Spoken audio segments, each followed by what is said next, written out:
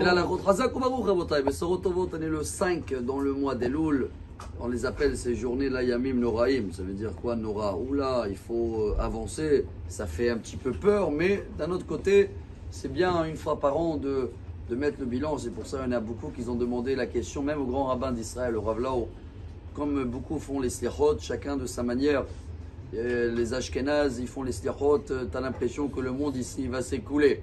Il y a des séfarades qui chantent et ils ont des darboukot, il y a des séfarades qui chantent avec beaucoup d'émotion. Chacun il a son style.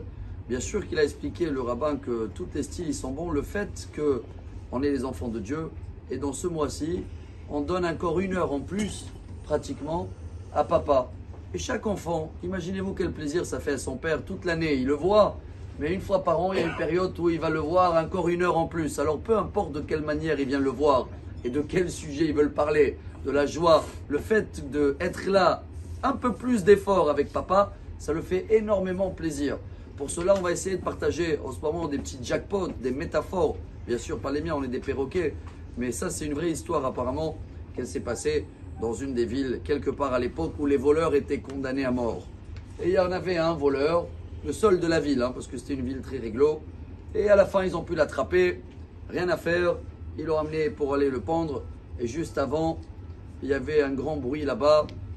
Les gens, ils ont dit au roi, c'est vrai qu'en général, il faut le pendre, mais sachez que c'est le seul qui est capable de, comment on appelle quelqu'un il faut le refaire vivre. Ah, sauteur.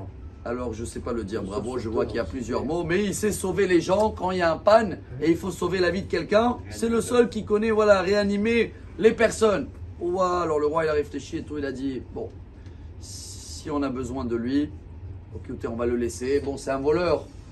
Alors, on va lui donner même un salaire comme ça, il ne va pas voler et qui sera là pour les gens. Et de là, je crois qu'on tire un très grand message, Rabotai. Peu importe ce qu'on a fait de mal cette année, peu importe ce qu'ils veulent juger en haut, mais s'ils arrivent là à la fin et ils voient que les gens, ils ont besoin de nous, parce qu'on aide autour, on partage, on donne de sourires, on donne de temps, on donne de l'argent.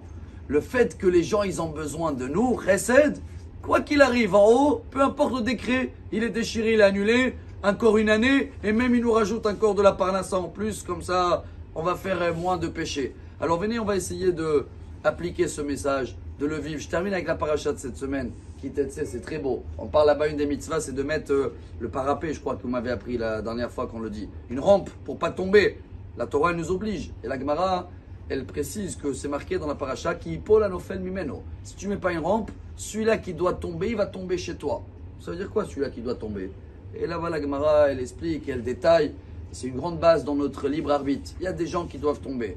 Mais si toi, tu vas faire de bien autour de toi, n'importe quel bien, même un petit parapet que tu mets, le fait que tu as fait du bien, chez toi, il va se passer que des bonnes choses. Alors venez, on va essayer de faire plus de bien autour de nous.